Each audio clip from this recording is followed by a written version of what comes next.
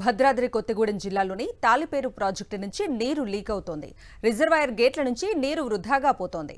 చెర్ల, దుమ్ముగూడెం మండలాల్లో ఖరీఫ్లో 25,000, రబీలో 5,000 ఎకరాలకు ఈ ప్రాజెక్టు ద్వారా సాగునీరు అందుతుంది. కాగా ప్రాజెక్టు నుంచి నీరు లీక్ అవుతుండటంతో అన్నదాతలు ఆందోళన వ్యక్తం చేస్తున్నారు. 14వ గేట్ వద్ద లీకేజ్ ని గుర్తించి తాత్కాలిక మరమ్మతులు చేశామని ఇరిగేషన్ అధికారులు చెబుతున్నారు. ఇక రిజర్వాయర్లోకి ఎగువ నుంచి ఇన్ఫ్లో పూర్తిగా తగ్గిపోయింది. తాలిపేరు పూర్తి స్థాయి నీటి మట్టం 74 మీటర్లు కాగా ప్రస్తుతం 72.68 మీటర్ల వరకు నీరుంది.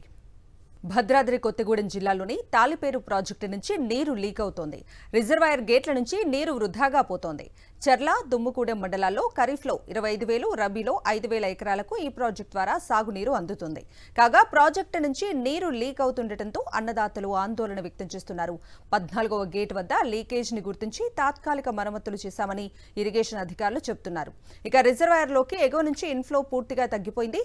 తాలిపేరు పూర్తి స్థాయి నీటి మట్టం 74 మీటర్లు కాగా ప్రస్తుతం 72.68 మీటర్ల వరకు నీరుంది.